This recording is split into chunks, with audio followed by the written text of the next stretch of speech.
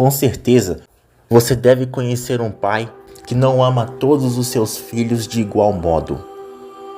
Mas o que você acha de um pai que, além de não amar todos os seus filhos, acaba permitindo que a inveja e a rivalidade dividisse a sua casa a ponto de um irmão querer matar o outro?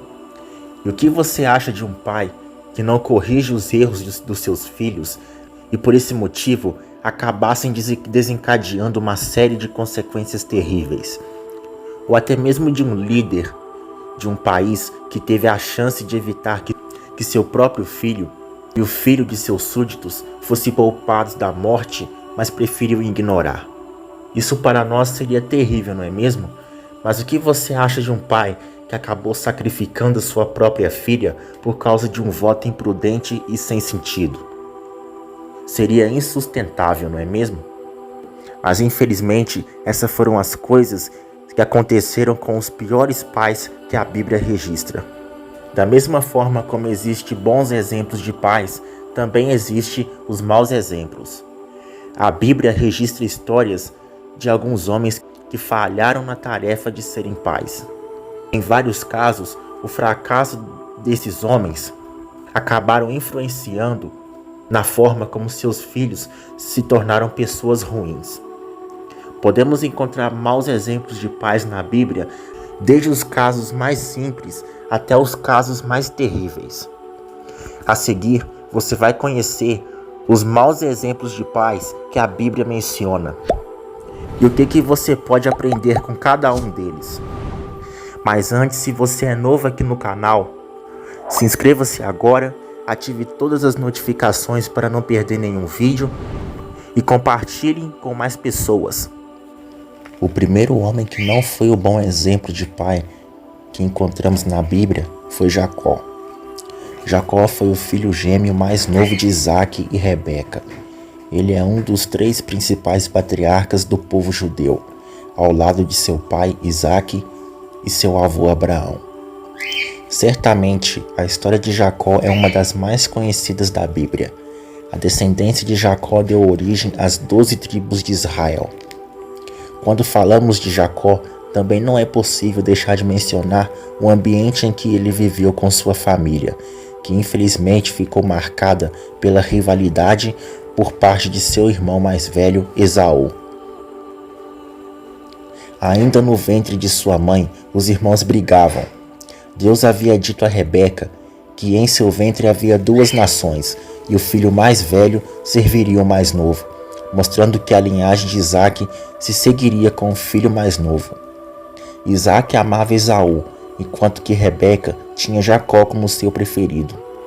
Deus tinha planos diferentes para eles, mas isso não justifica o fato de que Isaac e Rebeca errassem na tarefa de serem pais.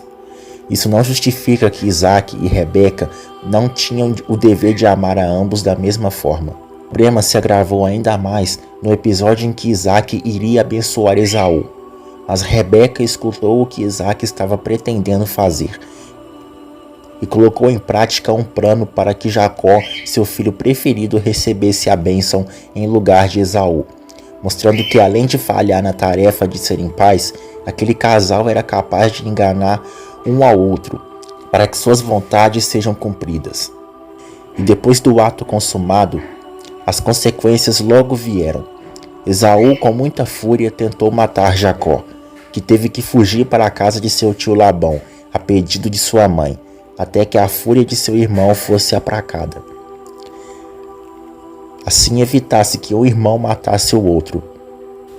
E após 20 anos depois, os irmãos que estavam separados se encontraram novamente e se reconciliaram em um encontro emocionante, marcado pelo perdão, abraços e choro. A partir daquele momento, parecia que tudo terminaria bem, mas os problemas ainda não haviam acabado. A Bíblia diz que Jacó teve 12 filhos e pelo menos uma filha. Entre eles, somente um se destacava.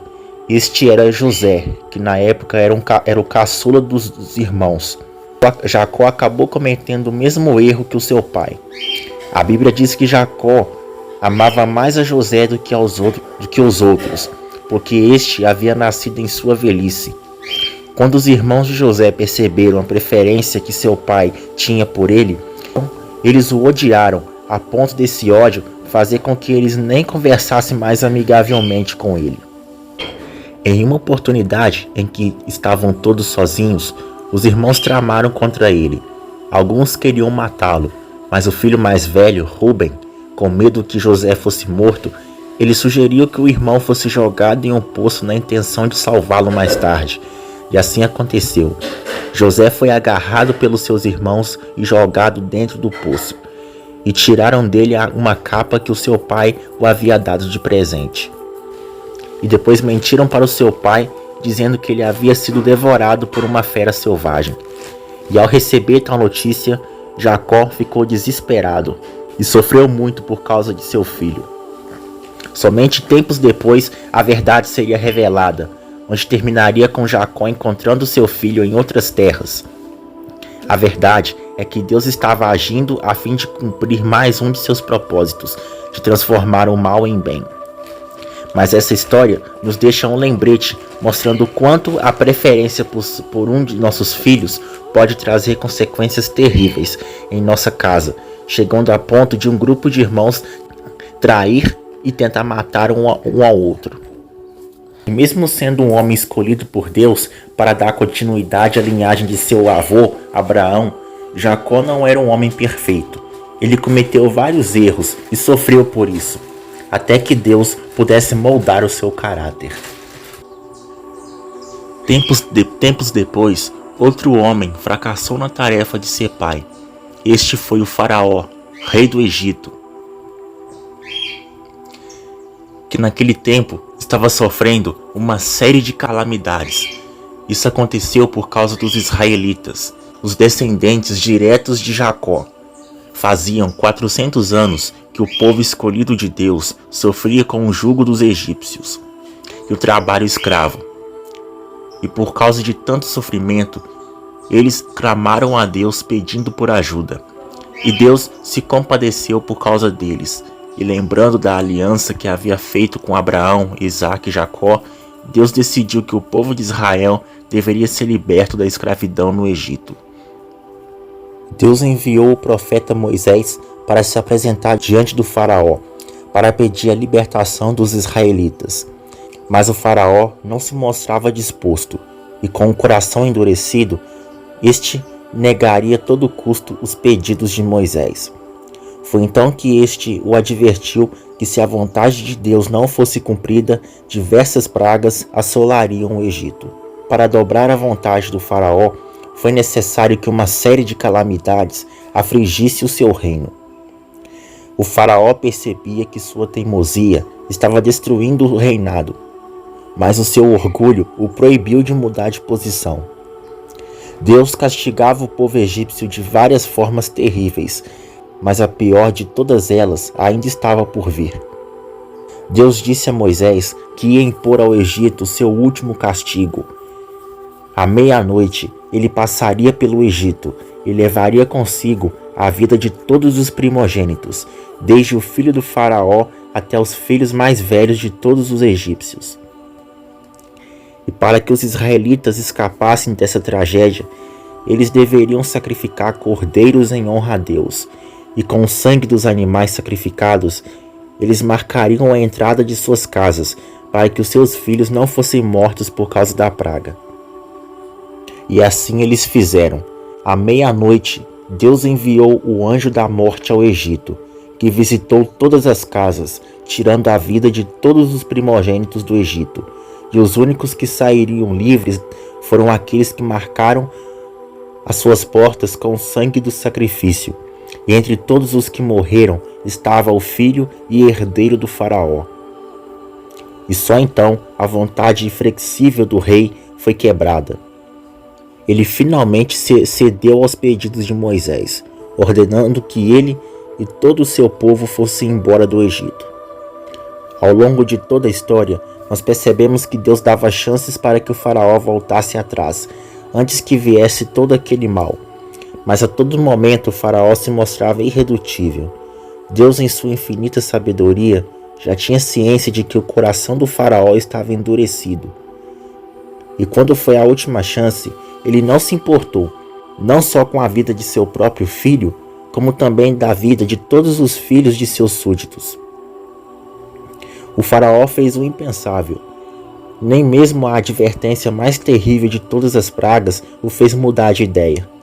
Ele se recusava a ouvir até mesmo seus conselheiros, que apesar de cultuarem outras divindades, também não puderam deixar de perceber a mão poderosa de Deus, que estava se mostrando ser ainda mais poderosa do que os seus deuses egípcios. Por mais que as circunstâncias sejam terríveis, geralmente um pai faria de tudo para salvar a vida de seu filho. Mas por causa de seu orgulho desmedido, o faraó deixou que a tragédia acontecesse não só com seu filho, mas com os primogênitos de todos os egípcios de seu reino, que até aquela altura já havia sofrido bastante, por causa de sua teimosia. Outro mau exemplo de pai que podemos mencionar nessa lista foi um homem chamado Eli.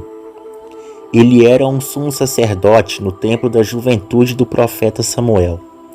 Além do sacerdócio, ele também serviu como um juiz de Israel por 40 anos. Além de seu contato com o jovem Samuel, a história do sacerdote Eli ficou marcada pela rebeldia e a corrupção de seus filhos. Ele era pai de 2 homens incrédulos, Ofni e Finéias. Como seu pai já era de idade avançada, Ofni e Finéias passaram a ter mais responsabilidade no serviço do tabernáculo, mas eles não tinham temor a Deus. Eles transgrediam de muitas maneiras as ordens de Deus. Em algumas traduções, a Bíblia ela descreve os filhos de Eli como filhos de Belial, algo que retrata alguém sendo mau e sem valor algum. E parece que os filhos de Eli eram tudo isso e mais um pouco. A Bíblia diz que eles seduziam e se deitavam com as mulheres que eram voluntárias em algumas tarefas na entrada do tabernáculo. E como se já não bastasse isso, na tarefa do sacerdócio, eles roubavam as ofertas dadas pelos israelitas a Deus. Deus havia dito aos sacerdotes que eles poderiam comer parte dos sacrifícios que eram trazidos ao tabernáculo. Mas no caso dos filhos de Eli, a Bíblia deixa muito claro que Ofni e Finéias roubavam as porções que não os pertenciam, nem que para isso eles tivessem que usar a violência. Isso fez com que a população de Israel desprezasse as ofertas do Senhor. E essas atitudes acabaram influenciando de forma negativa o povo. E a fama de má conduta dos filhos de Eli era conhecida por toda Israel. Os filhos de Eli já estavam contaminados pelo pecado, de forma que, quando eles foram repreendidos pelo seu pai, eles fizeram pouco caso de sua repreensão, mostrando que nada e nem ninguém poderia impedir o castigo divino que viria sobre eles. Eles viviam como se não tivessem que prestar contas a ninguém, muito menos para Deus, que sabemos perfeitamente que não tolera o pecado, mas perdoa o pecador arrependido. E para os filhos de Eli, essa era uma realidade muito distante. E por causa disso, ele ficou lembrado como aquele que não tinha o controle sobre sua família. A verdade é que Eli pode até não ter participado e nem concordado com o que os seus filhos faziam, mas provavelmente ele participava pela sua omissão, pois certamente ele se beneficiava de forma indireta do comportamento de seus filhos. E ao fazer isso, o sacerdote Eli acabou honrando mais aos seus filhos do que a Deus. E por causa disso, Deus derramou seu juízo sobre a casa de Eli. Ele enviou um profeta, e este denunciou a forma que o próprio Eli e os seus filhos negligenciavam o serviço a Deus ao desprezarem a grande dádiva sacerdotal que ele lhes havia confiado. O profeta anunciou que a linhagem dos sacerdotes de Israel não continuaria mais através da família de Eli. e todos os seus descendentes morreriam ainda jovens. O próprio Senhor escolheria outra família para servir na linhagem sacerdotal. E como se isso já não bastasse, o profeta ainda lhe anunciou que seus 2 filhos, Ofni e Finéias, morreriam no mesmo dia, servindo de sinal para Eli. E mais tarde, Deus havia usado o próprio Samuel, que na época era uma criança, para confirmar o que ele tinha dito a Eli. E da mesma forma como Deus havia dito, assim aconteceu. Muitos dos descendentes de Eli haviam morrido no massacre promovido pelo rei Saul. E durante o governo do rei Salomão, Abiatar, que descendia do sacerdote Eli, foi retirado do ofício do sacerdócio, e a casa de Eleazar prevaleceu definitivamente. E a história desse sacerdote termina de uma forma tanto quanto trágica. A Bíblia diz que o exército israelita entrou em guerra contra os filisteus. Ofni e Finéias levaram a Arca da Aliança, de forma que desse sorte. Mas o exército israelita acabou sendo derrotado pelos filisteus. Naquele dia, muitos homens morreram, e entre eles estavam Ofni e Finéias, que também foram mortos, e perderam a Arca da Aliança para os inimigos. E com o coração apertado, Eli estava muito preocupado, e ele estava sentado ao pé do caminho, principalmente por conta da Arca do Senhor estar presente na guerra. Provavelmente, ele sabia que estando a Arca de Deus nas mãos de seus filhos perversos, não acabaria em coisa boa. Foi então que o mensageiro que estava na guerra foi até Eli. Quando Eli ouviu a notícia de que seus 2 filhos estavam mortos e que a Arca de Deus havia sido tomada pelos inimigos, ele morreu tombando para trás com a cadeira e quebrou o pescoço. O que chama atenção nisso, o que causou a morte de Eli, não foi o fato de saber que seus filhos estavam mortos, mas porque eles haviam perdido a Arca do Senhor. Então, de forma irônica, o homem que passou a vida inteira dando mais importância aos seus filhos do que a Deus, morreu por demonstrar a maior preocupação com a Arca da Aliança do Senhor. O sacerdote Eli provavelmente ficou marcado de forma muito negativa, e sua história nos ensina a importância de zelar pelas coisas de Deus, e a importância de corrigir os nossos erros e os erros de nossos filhos em momentos de desobediência, e evitar que outras coisas terríveis aconteçam. O sacerdote Eli falhou em disciplinar os seus filhos, que eram corruptos e desrespeitavam na tarefa de servir a Deus. Apesar de suas advertências, ele não tomou medidas eficazes, e como consequência, sua omissão resultou na ruína de sua família em um julgamento divino, mostrando a importância da autoridade responsável. Outro mau exemplo de pai que a Bíblia menciona é o do juiz Jefité. Jefité foi um juiz do povo de Israel, conhecido por liderar o povo contra os amonitas. Ele era um líder improvável, que se tornou um importante líder militar. Conforme relatado no livro dos Juízes, os relatos da vida de Jefité começam de forma problemática. A Bíblia diz que ele era filho de um homem chamado Gileade, mas por também ser filho de uma prostituta, acabou por ser rejeitado e expulso por seus irmãos, para não ter direito à herança de seu pai. Depois de todos esses acontecimentos, Jefité construiu sua própria reputação, liderando um grupo de desajustados e ganhando fama como guerreiro. E essa fama fez com que ele fosse o líder do povo de Israel contra os amonitas, que declararam guerra contra eles. Desesperados, os anciãos de Gileade deixaram o orgulho e pediram ajuda a Jefité, o mesmo homem que haviam rejeitado, a liderar o exército contra os amonitas, e prometeram que ele seria o governante das terras de Gileade se vencesse. Jefité aceitou, mas sabia que essa batalha seria decisiva. Ele não podia falhar, e em um momento de desespero e uma fé mal direcionada, acabou fazendo um voto precipitado a Deus.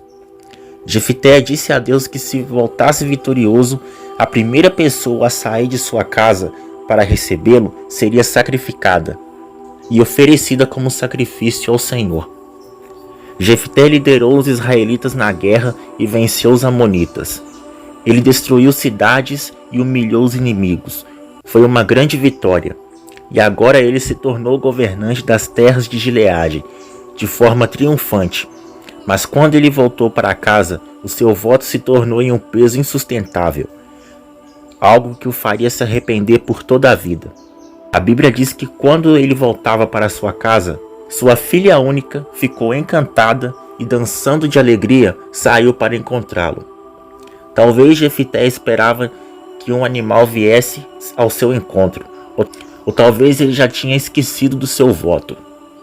Mas seja como for, a Bíblia diz que assim que ele viu sua filha, sua alegria se tornou em desespero. O momento que era para ser de celebração se tornou em um pesadelo. Então, rasgando suas vestes, ele contou tudo a sua filha, o que havia prometido a Deus. Dá para imaginar o desespero e o choque naquele momento.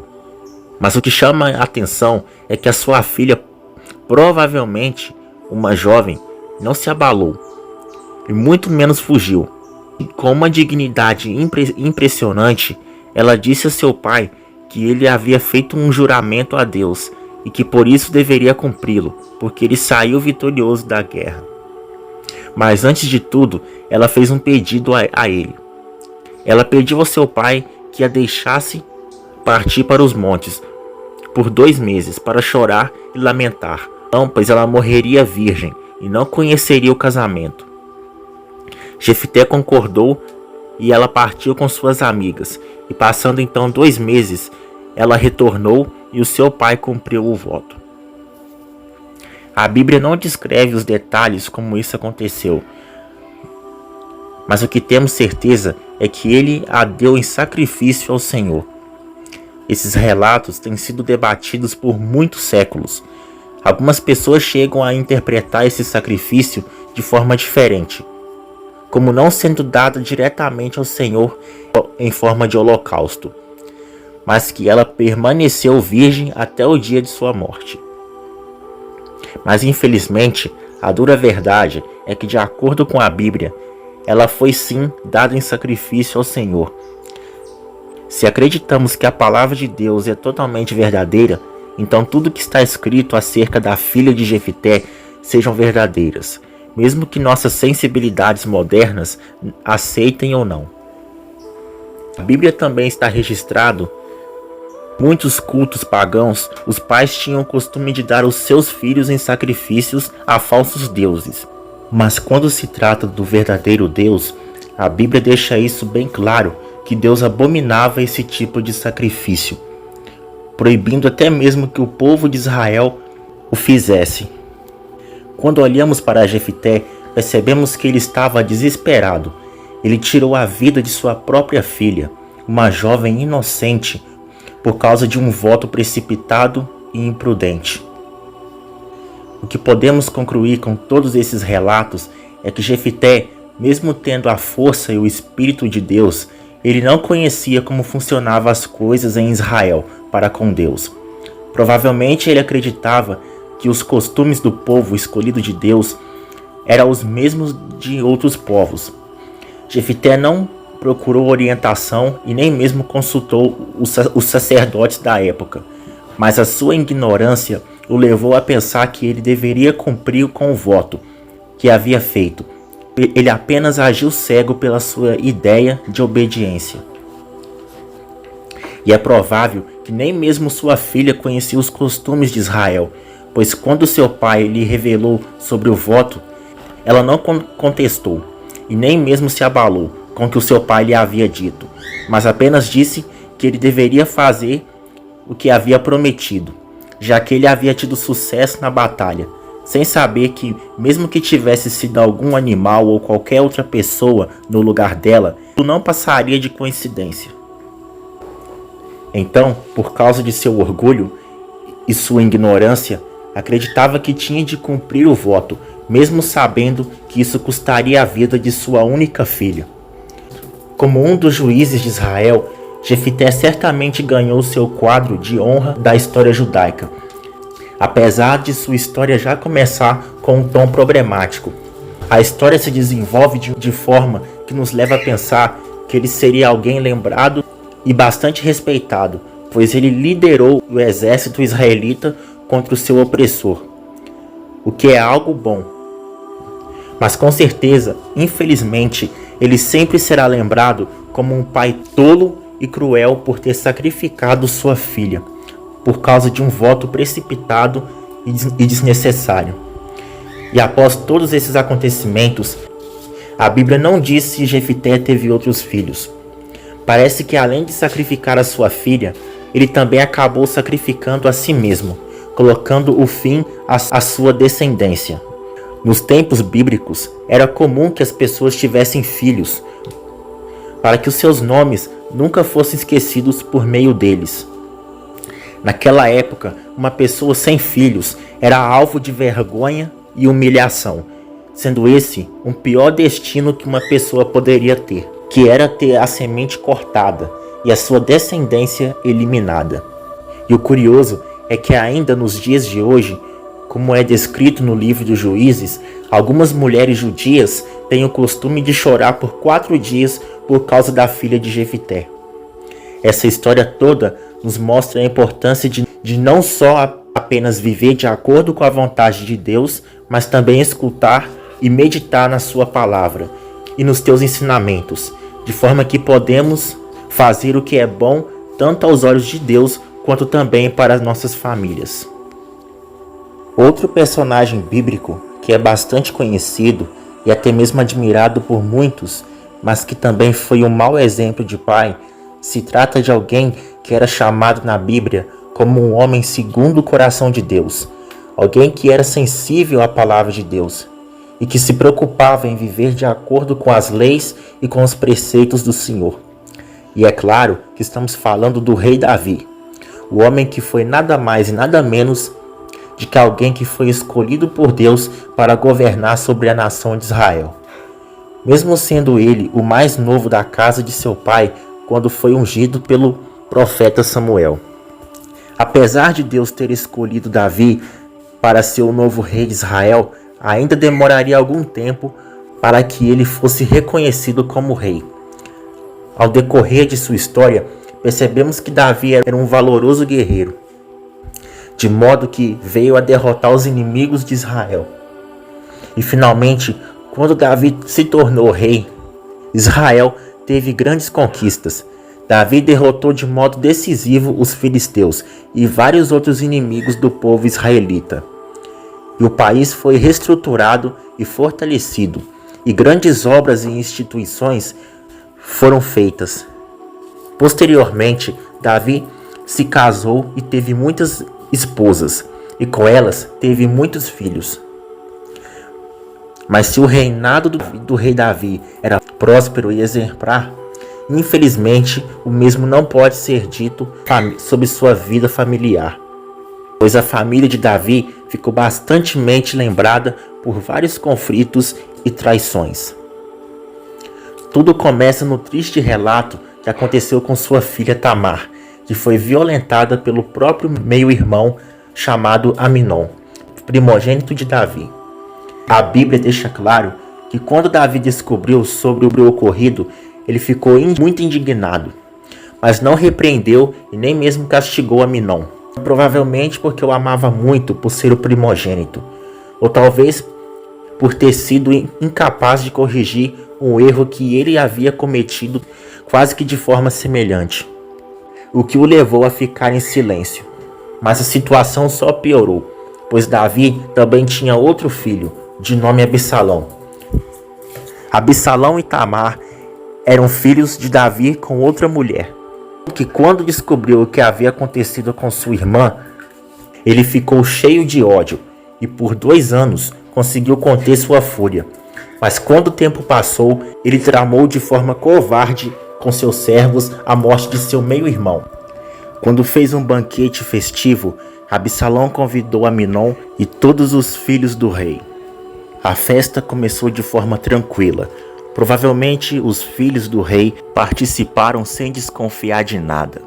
Foi então que, quando Absalão percebeu que Amnon estava embriagado, ele deu um sinal aos seus servos e eles mataram Amnon ali mesmo. E por estar embriagado, não havia chances de se defender. O primogênito de Davi e herdeiro do trono foi morto ali mesmo, bem diante de seus irmãos, em meio ao caos e aos gritos. Os outros filhos de Davi ficaram aterrorizados e, sem entender o que estava acontecendo, ou supostamente quem seria o próximo alvo, eles fugiram desesperadamente para Jerusalém. O pânico foi tão grande que, quando a notícia finalmente chegou até Davi, ela foi distorcida. Relataram que Absalão acabara de matar todos os filhos do rei. Davi ficou devastado, rasgando suas vestes em sinal de luto, mas logo o mensageiro trouxe a verdade. Apenas Amnon havia sido morto. Depois de ter tirado a vida de seu meio-irmão, ele fugiu. Depois de certo tempo, retornou com outras intenções, usurpar o trono de seu pai. O que mais abriu caminho para a rebelião e revolta de Absalão foi o silêncio e a falta de atitude de Davi como pai e como rei. Uma rebelião que quase destruiu o reino. E para não ter que lutar com o próprio filho, Davi teve que fugir. Mas quando o exército de Absalão se chocou contra o exército de Davi, Absalão foi morto por Joabe, que apesar de ser comandante do exército, também era sobrinho de Davi. Quando Davi ficou sabendo da morte de Absalão, ele ficou completamente desolado e triste, pois para ele seria melhor que ele mesmo tivesse morrido no lugar de seu filho. E tempos depois, Adonias, outro filho de Davi, que tentou usurpar o trono, acabou sendo morto por seu irmão Salomão, que havia sido escolhido por Deus como sucessor de Davi. Embora tenha sido um homem segundo o coração de Deus, Davi falhou em sua paternidade. Ele não corrigiu seu filho Amnon, que cometeu incesto com sua irmã, Tamar. Mais tarde, ele não conseguiu controlar a rebelião de seu filho Absalão, o que resultou em um conflito sangrento. E também nunca repreendia Adonias, seu outro filho. Se você é um leitor da Bíblia, com certeza percebeu que alguns homens bons na Bíblia tinham filhos ruins. Infelizmente, Davi era um deles. Ele conseguiu reunir todo um povo, mas não conseguiu reunir seus filhos. Ele tinha grande fama e um reinado próspero, mas que tinha um ambiente familiar destruído pelo engano e pela traição.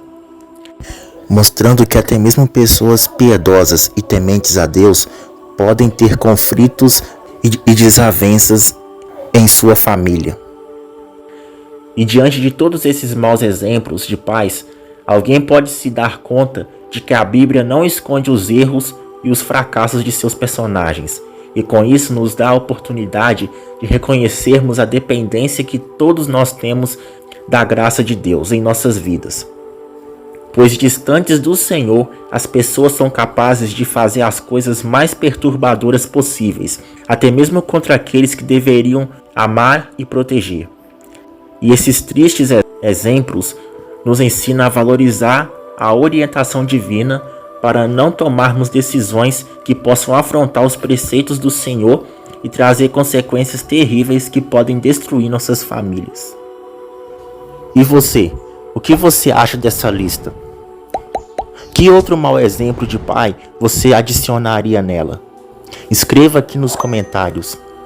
Se inscreva no nosso canal, ative todas as notificações para não perder nenhum vídeo e compartilhem com mais pessoas, para que mais pessoas possam conhecer os maus exemplos de pais na Bíblia, a fim de que os seus erros não possam mais serem repetidos. Que Deus te abençoe hoje, amanhã e sempre.